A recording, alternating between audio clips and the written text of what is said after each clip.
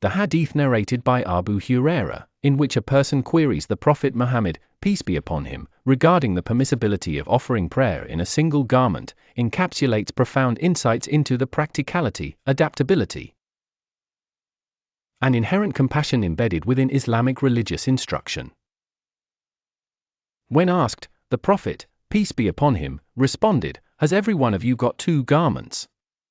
This succinct response merits careful consideration, both in terms of its immediate context and its wider implications for the Muslim community. First, it is necessary to understand the socio-economic landscape of 7th century Arabia.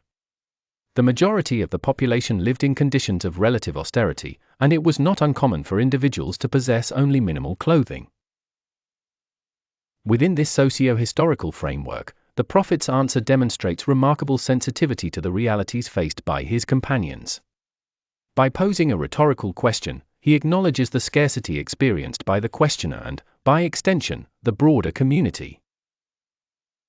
In this way, the Prophet defers the prescription of an unnecessary hardship, aligning legal expectation with feasibility and social welfare. Furthermore, the hadith subtly underlines a key methodological principle that pervades Islamic jurisprudence: the prioritization of ease and the removal of hardship, raf al-haraj, where possible.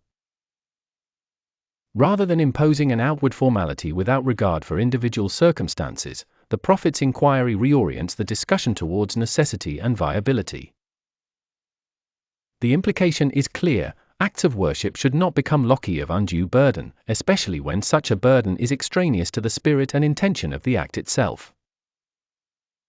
The brevity and open-endedness of the answer also invite a broader application. It establishes that the essential requirement for prayer relates to the covering of the body in accordance with normative modesty, but refrains from rigidly dictating a minimum number of garments if such specifications would be impracticable. Subsequent juristic discourse utilized such reports to develop the doctrine of ease in hardship, al-mashaka tajlib al-taysir, thus providing a movable framework suitable for a diversity of conditions and levels of personal means.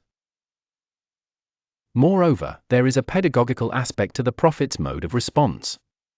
By returning the question with another, he stimulates reflection and encourages the community to engage in self-assessment. This Socratic approach to teaching instills a degree of flexibility and empathy in interpreting religious obligations. It illustrates that the pursuit of piety does not necessitate the disregard of individual circumstances, nor should ritual acts devolve into mechanical observances divorced from practical realities.